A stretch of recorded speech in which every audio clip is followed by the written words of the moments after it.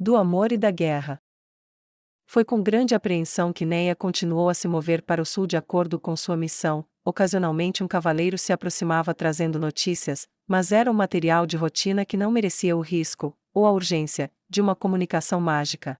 Na maior parte do tempo ela estava montada em um cavalo ao lado de Tinamok, mas quando os batedores voltaram à caravana, um a um, depois que suas tarefas foram concluídas, ela se sentiu mais à vontade, e começou a viajar ao lado de um condutor em uma carroça, para que ela pudesse ler relatórios, e escrever instruções, e respostas. Então mais 3 templos em construção usando trabalhadores mortos-vivos e supervisores anões. O trabalho dos mortos-vivos sendo alugado gerou um lucro considerável, o crime diminuiu, e a aceitação dos mortos-vivos como força de trabalho aumentou. É verdade o que eles dizem, a familiaridade gera desprezo. Ela disse para ninguém em particular. Você disse alguma coisa, Papa Neia? O motorista perguntou curioso. Não, apenas falando comigo mesma, acho que isso me ajuda a lembrar mais, e formular ideias com mais clareza, não preste atenção. Ela respondeu, sem tirar os olhos dos relatórios. Não pude deixar de ouvir parte disso, disse o motorista, é realmente possível que as pessoas aceitem ter esqueletos trabalhando ao seu redor. Quero dizer, com certeza, algumas pessoas mais corajosas, mas o país inteiro? Ele perguntou em dúvida. Neia abaixou os papéis no colo, e ergueu os olhos deles, e se virou para o motorista. Ele era um homem pequeno e magro, obviamente de origem camponesa por sua linguagem corporal e roupas, provavelmente um homem contratado apenas para dirigir a carroça, sem nenhuma habilidade para lucrar. Seu rosto com a barba por fazer não escondia as dúvidas que ele expressava. E Neia pensou por um momento sobre a melhor forma de responder à sua pergunta. Eu penso que sim. Ela disse finalmente. Pense bem, você tem medo daquele homem ali? Ela perguntou, apontando para uma pessoa 2 carroças atrás que estava cheio de músculos e usava uma carranca que parecia estar permanentemente fixada em seu rosto. Bem, na verdade não, quero dizer, se ele estivesse me atacando, acho que eu iria me irritar, mas, ele não está tão, por que eu estaria com medo dele? Ele perguntou. Exatamente, mas os humanos se matam o tempo todo, por qualquer motivo ou sem motivo algum, mas viajamos juntos, dormimos lado a lado, trabalhamos juntos, negociamos juntos, apesar de saber que algumas pessoas são perigosas, e não tem como saber quem é realmente uma ameaça e quem não é, pelo menos não na maioria das vezes. Esse cara não está sob nenhum feitiço, ele não tem ninguém controlando ele pode ignorar ordens completamente, desembainhar sua espada e atacar todos nós agora mesmo, mas estamos confortáveis perto dele, confiantes de que ele não vai. Certo? Ela perguntou. O camponês pensou por um momento, então acenou com a cabeça. Bem, eu acho que é verdade. Os trabalhadores esqueletos estão sob controle, com certeza sem qualquer orientação eles seriam como lobos raivosos, mas sob controle eles não são mais agressivos do que uma ovelha ou uma vaca, deles direção e eles obedecerão perfeitamente. Como as pessoas veem isso com mais frequência, a familiaridade gerará o mesmo desprezo por qualquer perigo remoto que possa haver, e quero dizer, quem tem medo de suas ferramentas de jardinagem, de suas ovelhas? Ela perguntou diretamente. Além disso, os esqueletos são os mortos-vivos mais fracos e não têm inteligência para falar, eles são facilmente esmagados se saírem da linha, então obtemos enormes benefícios de seu uso, com risco mínimo que podemos mitigar facilmente. Acho que dentro de alguns anos, todo o país estará usando-os, pelo menos porque não haverá outra escolha, porque aqueles que não o fazem não acompanharão aqueles que o fazem. Neia sorriu amplamente ao imaginar esqueletos trabalhando nos campos, construindo casas, puxando carroças, balançando picaretas, os vivos que tiveram que sofrer com a sujeira, dor e exaustão, capazes de finalmente desfrutar um descanso nas suas vidas de trabalho, crianças não mais curvadas no chão dos campos até que suas costas estivessem permanentemente dobradas. Ela imaginou um sacerdote da justiça negra lançando um feitiço de cura sobre arranhões e hematomas, em vez das feridas de flechas e espadas usadas por bandidos para privar o camponês de seu sustento e de sua vida. Ela viu cavaleiros da morte, monstros lendários imparáveis, patrulhando a floresta e expulsando os perigos para os inocentes, e mantendo em alerta os nobres desonestos que quase mataram seus camponeses de fome, entregando-se à sua ganância, trocando 100 vidas pobres por um único cobre. Não mais aquelas moedas brilhantes tilintando serão extraídas do sangue dos destituídos e desesperados. Se eu vivesse para ver isso, majestade. Ela disse para si mesma, tão baixinho que nem mesmo o homem ao lado dela ouviu. Ela se deixou perder em seus sonhos enquanto o condutor voltava para sua tarefa. Foi um momento glorioso, mas como se o mundo quisesse lembrá-la de que sonhos não são realidade, gritos de alarme foram ouvidos, e arrancaram ela do momento. Ela arrancou a viseira e olhou para a fonte do barulho. Um batedor estava atacando um cavalo infernal, chamando-os às armas. Ataque. Do lado esquerdo. Ela olhou para a borda da floresta na estrada e viu figuras emergindo, e pouco antes de poder chamar os comandos, outro batedor do outro lado gritou: ataque. Do lado direito. Os avisos ganharam segundos preciosos e os comandos de Neia foram rápidos em chegar. Civis no centro, cobertura. E o mais rápido que podiam, os mercadores, viajantes e trabalhadores não combatentes correram para as carroças centrais, abandonando a linha externa para garantir que a Justiça Negra e os guardas que os acompanhassem protegessem a menor área possível. Posições seguras. Ela gritou e, com a facilidade de incontáveis repetições, os membros da Justiça Negra saltaram para as carroças, sacaram longas lanças e as cravaram em arandelas encaixadas na parte externa das carroças, e em pouco tempo as áreas sendo protegidas tinham parapeitos improvisados. Em formação. Ela gritou e, de ambos os lados das carroças, observou as fileiras inimigas desse inimigo desconhecido começarem a atacar. Os membros da Justiça Negra tinham todos arcos cheios de desenhos, material criado com runas aprovado especialmente pelo rei feiticeiro para seu uso. Eles brilhavam como pedras preciosas aos olhos de Neia Baraja. Ela pensou nos dias de treinamento, em minutos que se tornaram horas em pé com uma tração de 200 libras, em pé, ajoelhada, cavalgando, ganhando artes marciais necessárias para tornar isso possível e tornar sua habilidade já perigosa, mais perigosa, e que transformou camponeses caçadores comuns em arqueiros de elite. Os pontos brilhavam intensamente ao sol, em perfeita simetria, e sem uma onda de nervosismo ou fraqueza corporal. Os músculos ensinados de homens e mulheres o seguravam facilmente. Soltar! Ela gritou quando sua espada desceu. Era uma cena do inferno, e a Justiça Negra se tornou os demônios que governavam sobre ele. As flechas voaram retas e certeiras, e Neia gritou: atirem à vontade. E um voo de flecha se tornou 2, se tornou 3, se tornou 4, se tornou 5, se tornou 6. 6 voos de flechas foram lançados antes que o primeiro atingisse as fileiras de seus atacantes. Os gritos eram longos e altos, vozes desesperadas pedindo ajuda que não viria enquanto os lutadores da Justiça Negra disparavam flecha após flecha impiedosamente em seus inimigos. De sua parte, os mercenários regulares contratados como guardas só podiam assistir e lançar algumas flechas por conta própria, já que a maioria estava sem arcos, sem as artes marciais que transformaram o bando de homens de Neia em senhores da guerra. Havia expressões de admiração em seus rostos. O olhar estreito e focado de Neia era intenso enquanto ela contribuía para o massacre usando seu próprio arco. A estrela cadente, que o rei feiticeiro havia dado a ela, repelia homens às dezenas, que por sua vez foram jogados para trás com tanta força que cada um levou mais 3 com ele, mas ela sabia que isso não estava certo, não era assim que as coisas deveriam acontecer. Bandidos teriam se retirado ao primeiro sinal de força esmagadora, bandidos não teriam tais números. Os bandidos não estariam vestidos com roupas idênticas, isso era mais. Flechas começaram a correr e o som de espadas sendo desembainhadas podia ser ouvido enquanto eles se preparavam para receber o ataque. Neia pegou uma buzina e tocou 3 vezes. Os batedores conheciam suas ordens pelo barulho e cavalgaram ao longo da caravana até que estivessem bem ao redor das fileiras inimigas, como se estivessem fugindo e abandonando os que estavam a pé. O confronto foi importante. Os lutadores da Justiça Negra eram mortalmente perigosos em combate corpo a corpo e mantinham o terreno elevado das carroças. Eles se especializaram em tirar as armas inimigas e usar chutes e arremessos para desequilibrar os adversários. Não era cavalheiresco, mas era eficaz, e como o rei feiticeiro havia dito, melhor um guerreiro vitorioso do que um belo cadáver.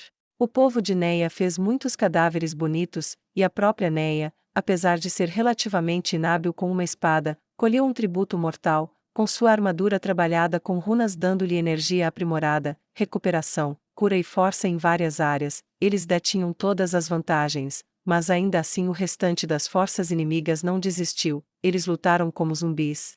Sem medo da morte, mas também sem coordenação ou muita habilidade. Aqui e ali um conseguiu escalar uma brecha, apenas para ser derrubado como trigo diante de uma foice. Parecia menos uma luta e mais uma agricultura, embora alguns dos mercenários menos bem equipados tenham caído e alguns membros da Justiça Negra tenham sofrido ferimentos, a maré da luta estava clara e as fileiras gradualmente se separaram para cercar o inimigo em declínio, e colocá-los para baixo mais rápido. Quando o último homem caiu, Neia enfiou sua espada no carrinho de madeira e se inclinou para dar um suspiro de alívio. O sangue estava por todo o lugar, mas quando ela cuspiu, relatório de status, ela ouviu algo inesperado. Ela ouviu o som de aplausos, mas não de sua posição, e sim da linha das árvores.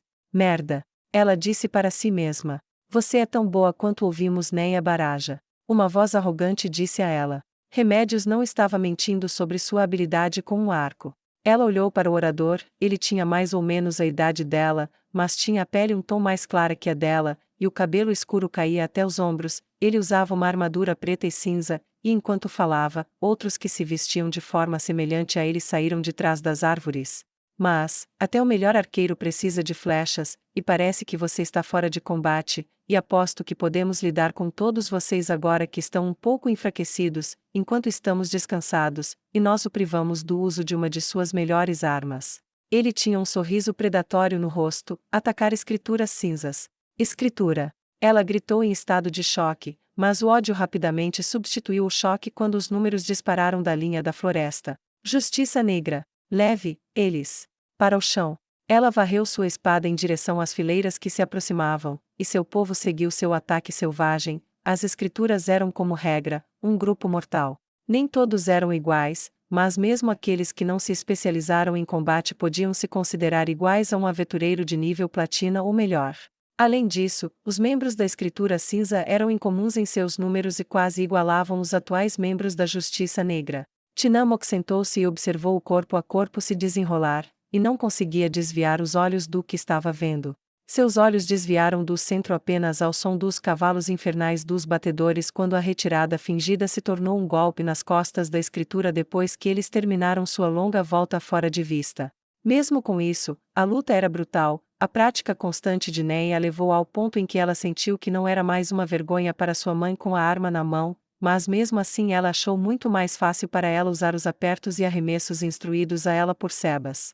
Um membro da Escritura Cinza avançou com uma espada, levando-a a girar para trás sobre os calcanhares, deixando ele passar ao lado dela, apenas para voltar imediatamente, atingindo o quadril dele com o braço, desequilibrando-o. Quando ele tropeçou, ela completou sua rotação, permitindo que ele caísse para a frente, e de sua posição em pé, ela se lançou e o apunhalou no olho, e em seu cérebro. O estilo de uma mão que seu povo desenvolveu oferecia vantagens únicas em combate corpo a corpo, liberando uma mão para agarrar, socar, puxar, torcer ou até mesmo roubar de um oponente, e o equipamento da Escritura Cinza não tinham as inúmeras vantagens dos conjuntos completos de equipamentos feitos com runas, como eles gradualmente descobriram, e nem eram iguais aos cavalos infernais. Aquelas bestas de pesadelo atacaram as costas com tanta força que seus números foram temporariamente diminuídos pela aura de medo e pelo simples ato de serem jogados para fora do caminho pela força do impacto, e nessa brecha os lutadores da Justiça Negra que estavam ansiosos para explorar a oportunidade avançaram.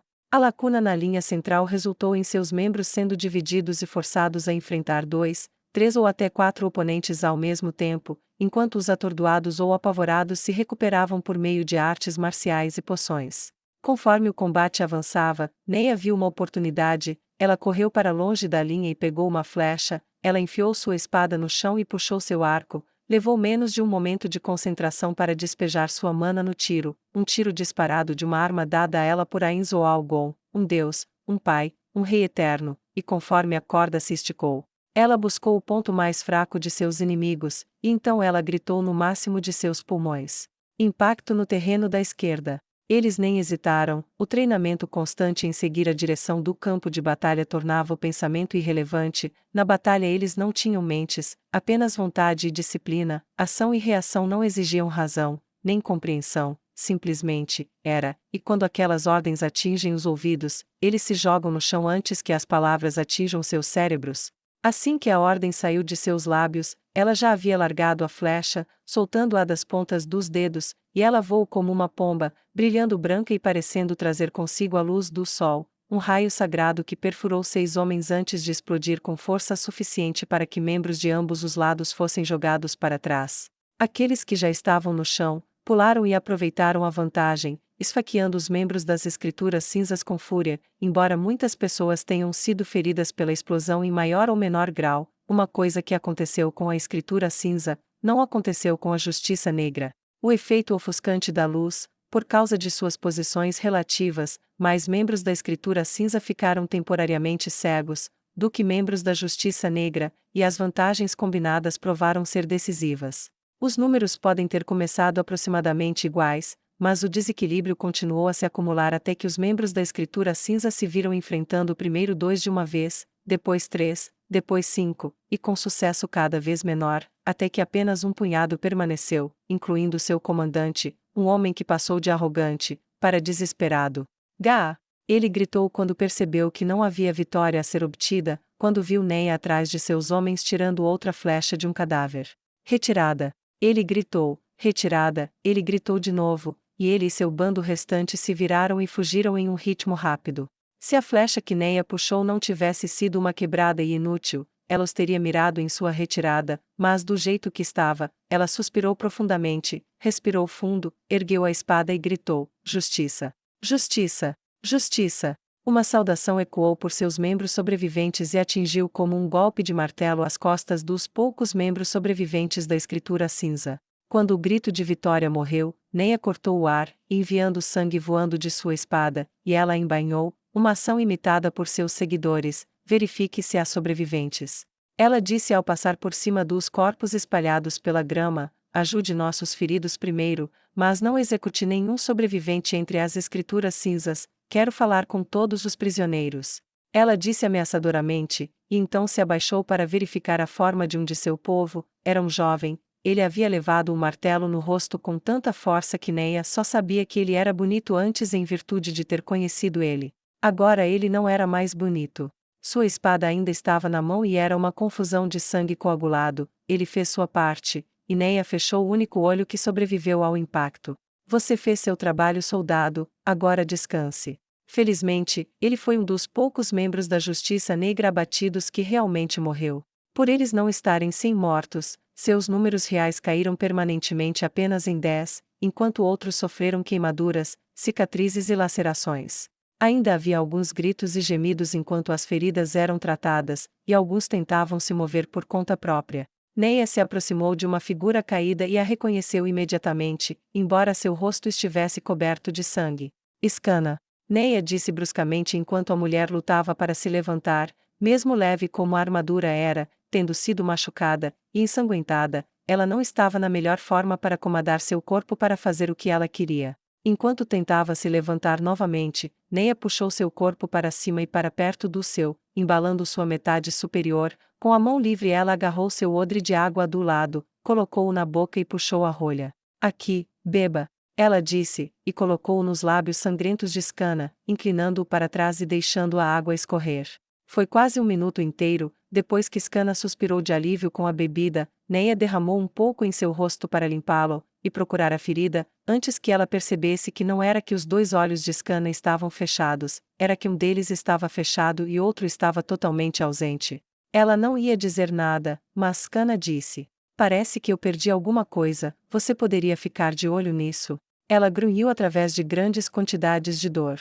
Neia olhou para ela em choque com o absurdo da declaração. Você está em meus braços, depois de perder um olho em uma batalha mortal contra as escrituras da teocracia Slane, e você está fazendo piadas. Neia disse incongruentemente. Bem, parece que fui abençoada com 2 deles apenas para tal ocasião. Escana disse, cuspindo sangue com sua risada dolorosa enquanto apontava para o olho restante. Você não machucou a cabeça, machucou? Neia perguntou enquanto pegava uma poção de cura e derramava sobre o corpo de Escana, banindo os hematomas e a dor.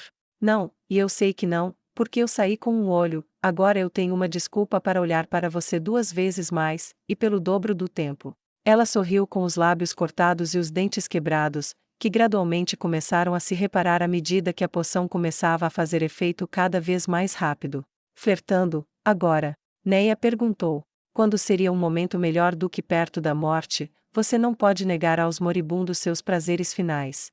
Skana disse com uma risada que de repente ficou muito mais clara e saudável. A merda. Skana disse enquanto seus ferimentos desapareciam, tanto por essa desculpa. Neia olhou para ela sem expressão, seu olho. Ela disse. Não tinha voltado. Skana fez uma pausa, estendeu a mão e tocou no buraco onde antes havia um olho. Não dói agora.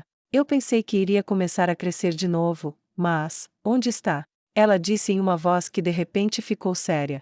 Você não vai ter isso de novo. Uma figura vestida de cinza cuspiu. Nossas armas não são o material de primeira linha dos aventureiros Adamantite, mas temos alguns encantamentos próprios, e o que tiramos de você, você nunca recupera, seu olho se foi para sempre. Ele disse, cuspindo sangue e rindo enquanto conseguia pronunciar as palavras.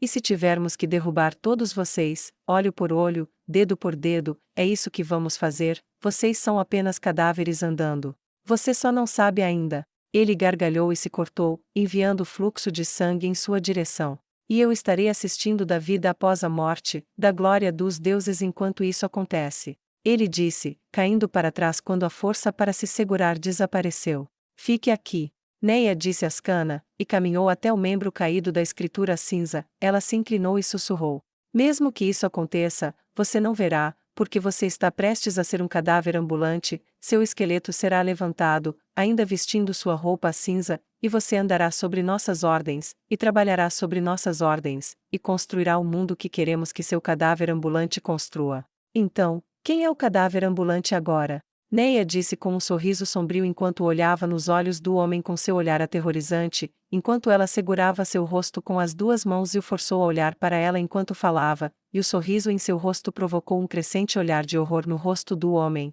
que foi a última cara que ele fez antes de cair na morte. Neia agarrou seu cabelo e virou seu rosto para Skana, para que ela pudesse ver que ele havia morrido de terror, levando Skana a dizer cordialmente: lembre-me de nunca te deixar brava. Ela sorriu para enfatizar e inundou com o alívio da sobrevivência. Skana corajosamente estendeu a mão e puxou Neia para um abraço, um que foi quebrado por Neia com grande relutância, apenas quando alguém se aproximou e disse: temos nossa contagem final de mortos e feridos permanentemente, e temos alguns prisioneiros. Ele falou com alguma hesitação, como se estivesse incomodado em interromper o momento caloroso entre as duas mulheres. Neia o examinou, ele próprio era um jovem, cabelos cor de areia, sardas, tez escura, muitas marcas em sua expressão tímida que combinadas diziam a ela que ele tinha mais experiências de batalha de vida e morte, do que experiência de vida real. Ela encolheu os ombros mentalmente e secretamente pegou a mão de Skana e apertou enquanto falava com ele. Obrigada, então eu preciso entregar meu relatório para Tinamok, traga-me uma contagem escrita enquanto estou falando com ele. Ele acenou com a cabeça e foi cuidar da tarefa, e enquanto ele se retirava, ela disse a Skana: preciso de um relatório seu também, venha à minha barraca depois do jantar esta noite. Skana sorriu e acenou com a cabeça, como minha papa manda. Você me parece bem. Ela disse a Tinamok enquanto se aproximava e colocava o visor de volta, mantendo a voz quase alegre para garantir que seu estado emocional positivo irradiasse para os outros que estivessem ouvindo por perto. Bem, eu estou, graças a você. Ele disse. Por enquanto sim. Disse Neia. No entanto, parece que posso me tornar mais uma responsabilidade para sua segurança em breve do que um trunfo para ela. Se a teocracia Slane está me mirando para a morte, e é sério o suficiente para enviar uma escritura, mesmo que não seja a melhor, bem, isso pode ser um problema. Tinamok acenou com a cabeça gravemente.